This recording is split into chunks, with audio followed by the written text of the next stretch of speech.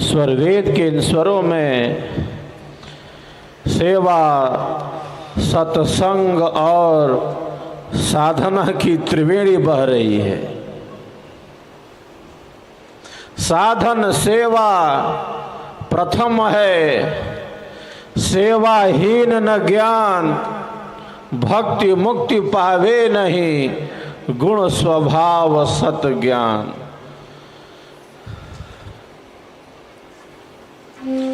ईश्वर की सृष्टि को देखकर हम सबका जीवन निरंतर सेवा में रहे। जैसे यह पृथ्वी हमारी सेवा में है, अपनी कक्षा में घूम रही है। माता भूमि पुत्रो हम पृथिव्यः।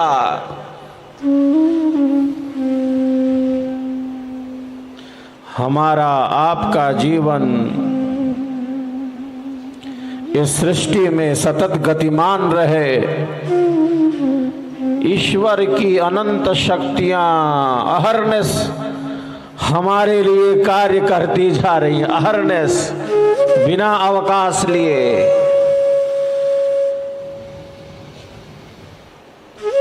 ये सूर्य देव हमारे लिए कार्य कर रहे हैं।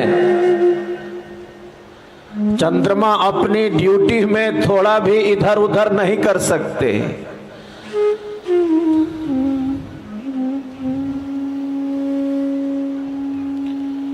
ईश्वर की अनंत शक्तियां, ईश्वर की अनंत शक्तियां स्वभावतः परोपकार में संलग्न हैं।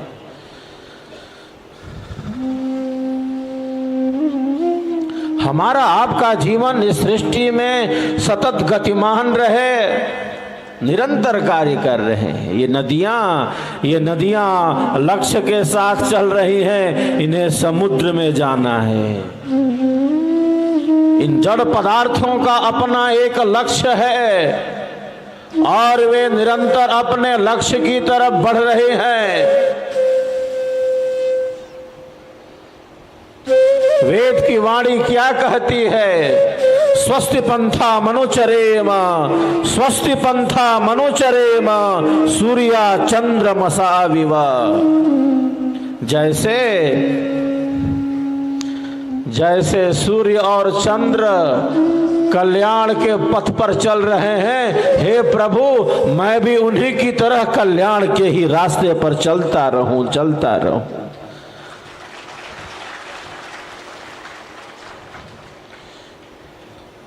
वेद में ऐसी प्रार्थना है। जैसे सूर्य और चंद्र कल्याण के पथ पर चल रहे हैं, हे प्रभु मैं भी उन्हीं की भांति कल्याण के पथ पर चलता रहूं।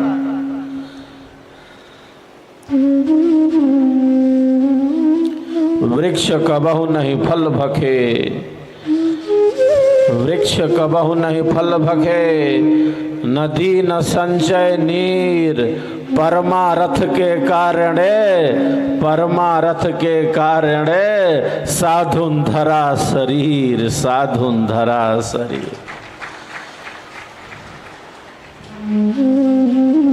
वृक्ष अपने फल को कभी स्वयं नहीं खाता, नदियां अपने जल को कभी स्वयं नहीं पीती।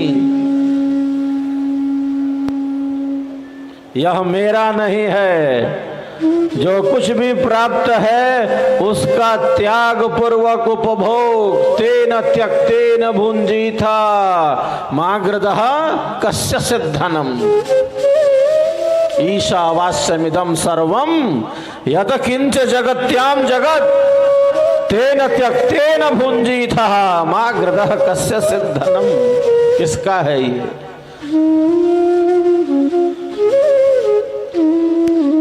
यह शरीर ही हमारा नहीं है।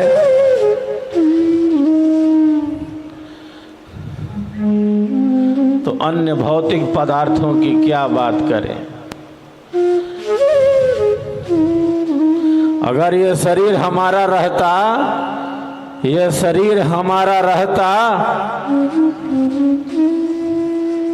तो हम इसको लेकर चले जाते। हम लेकर तो आ गए हैं इसे, लेकर जा सकते हैं क्या?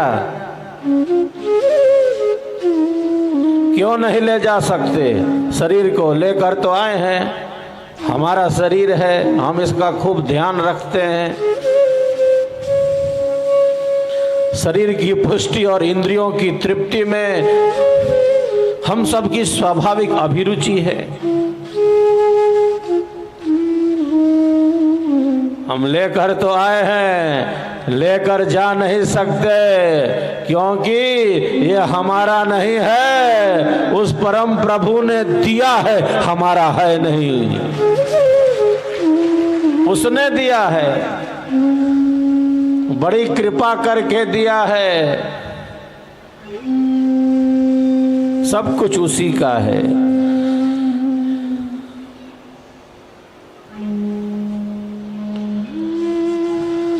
समस्त चराचर जगत उसी से व्याप्त करने योग्य है।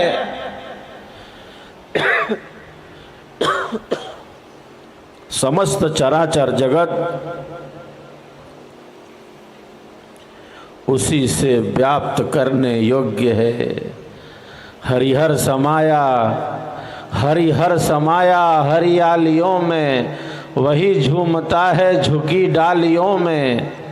पहाड़ों सागर पर उसी के हैं जलवे, वही है गरजता घटा कालियों में।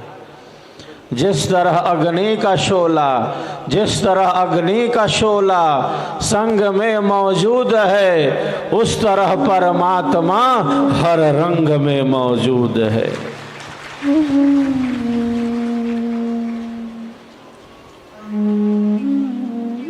सब कुछ उसी का है, सब कुछ ही वह है, कण कण में नहीं, कण कण ही है वह, कण कण ही है वह, उससे भिन्न कुछ और नहीं।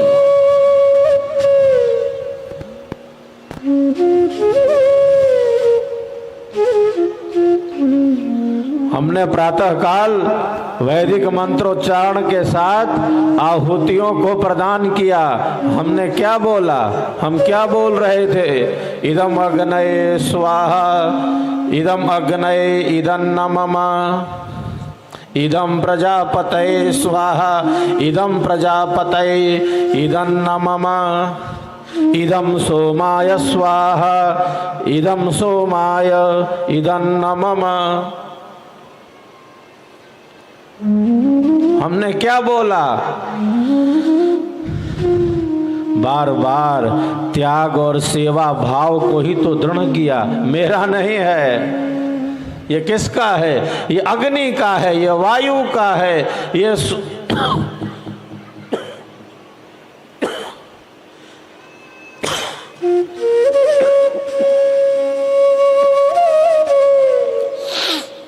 ये अग्नि का है, ये वायु का है, ये सूर्य का है, ये आदित्य का है, ये द्यावा पृथ्वी का है।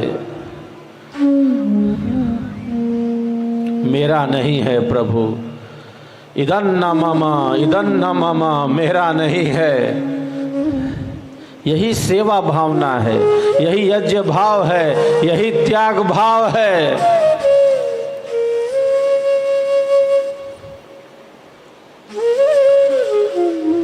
जो सबके हित का चिंतन करता है। मेरा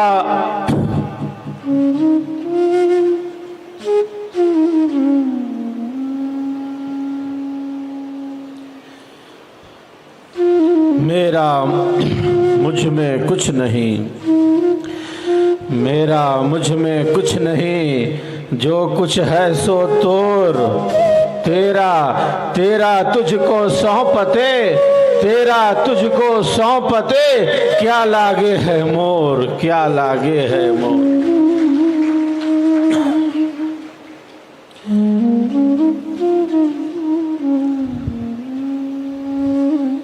सेवा भाव से हमारा अंतःकरण शुद्ध होता है।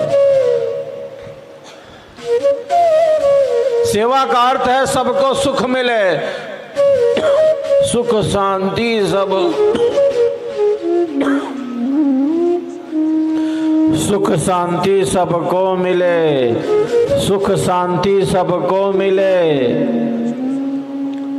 यह उपदेश हमार, यह उपदेश हमार, सारा विश्व हमार है, सारा विश्व हमार है। हम हैं सब संसार, हम हैं सब संसार।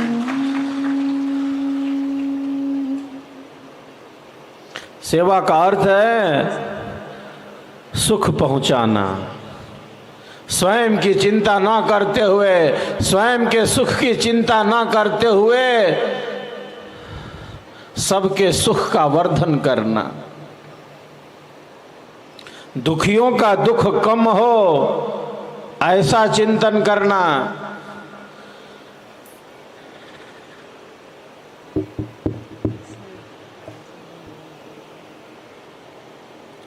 दुखियों का दुख कम हो ऐसा चिंतन करना।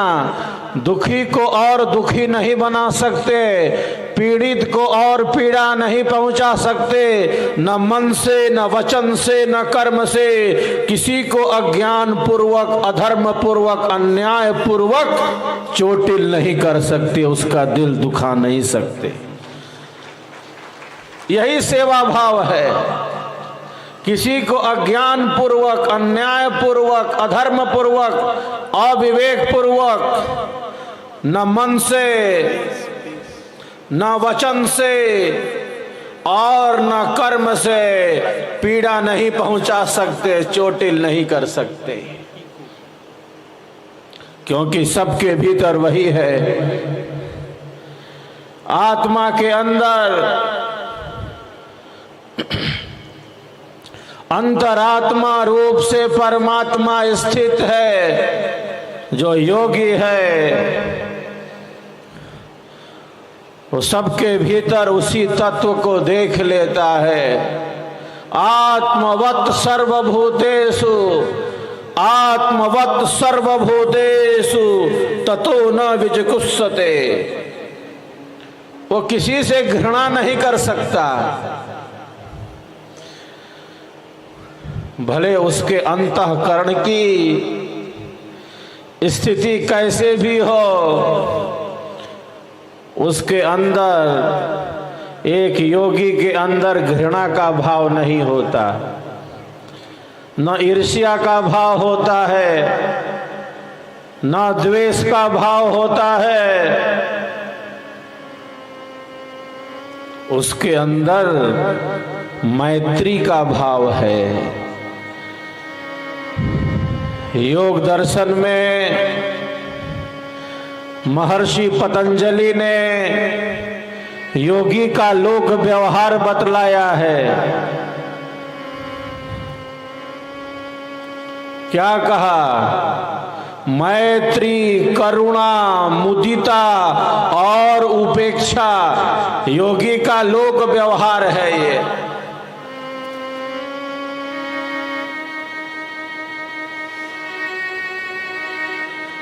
मैत्री का भाव है। श्रेष्ठ जनों के प्रति उसकी मैत्री है, सत्संगति के प्रति उसकी मैत्री है,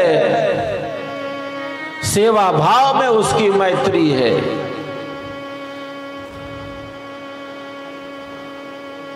करुणा का भाव है, दुखियों का दुख दूर हो, हम किस प्रकार से उपयोगी हो सकते हैं, दुखी का दुख कम हो सके। दुखी हमको दुखी ना बनाए। करुणा का क्या अर्थ है? करुणा हमें दुखी नहीं बनाती। दुखी के प्रति करुणा के भाव से हमारा हृदय भर जाए, हम दुखी ना हो। क्यों? क्योंकि ईश्वर आनंद स्वरूप है, जीवन आनंददायी बने।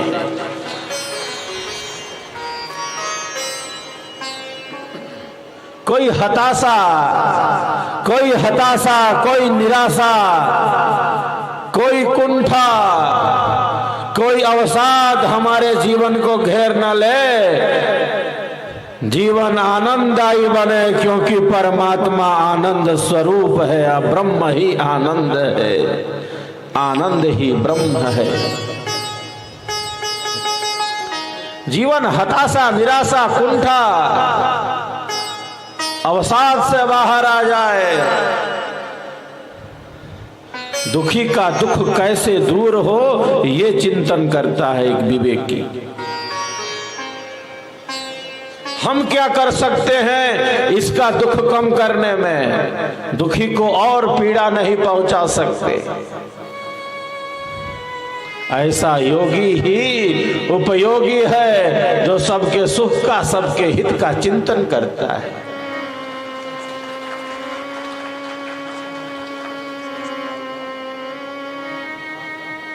मुदिता का भाव है, प्रसन्नता का भाव है। श्रेष्ठ कार्यों में उसकी प्रसन्नता है, सेवा कार्यों में उसकी प्रसन्नता है, जन कल्याणकारी कार्यों में उसकी रुचि है।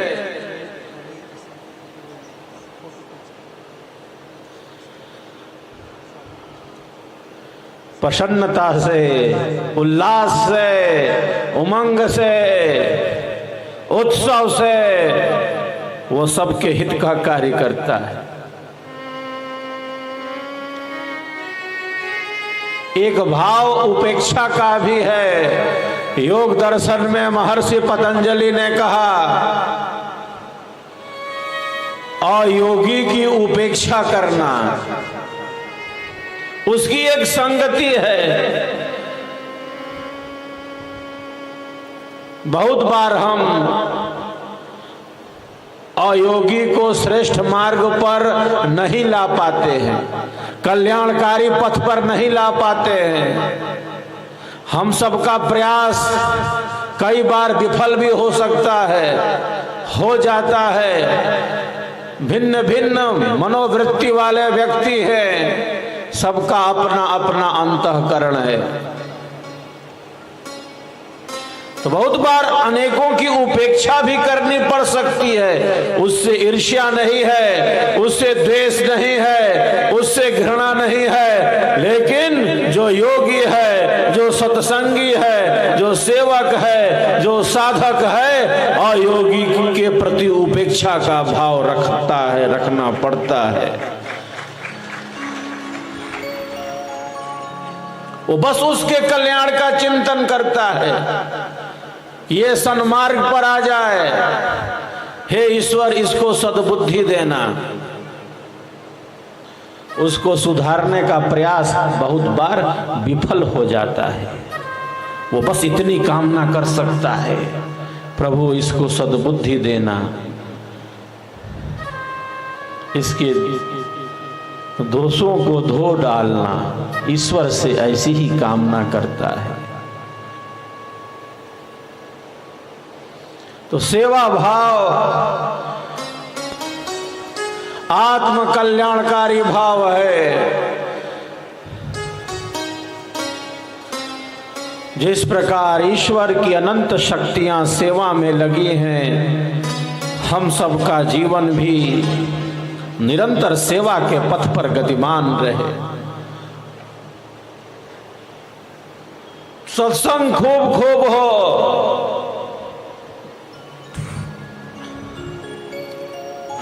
वेद में ऋषि क्या कहते हैं? भद्रम कर्णेभिः शृणुयाम देवाः, भद्रम पश्येमाक्षभिर्यजत्राः।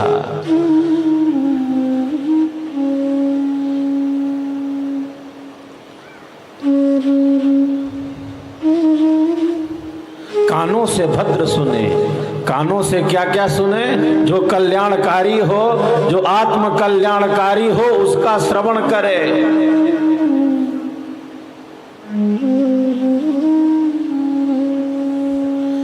कर्ण और नेत्र आत्म कल्याण में इन दोनों इंद्रियों का बहुत बड़ा योगदान है।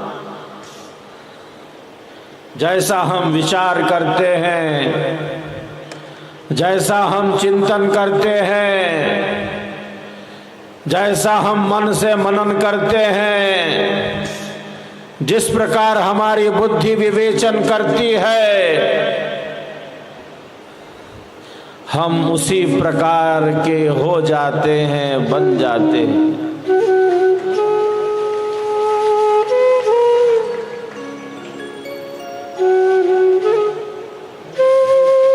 विचारवान अपने विचारों को देखता है।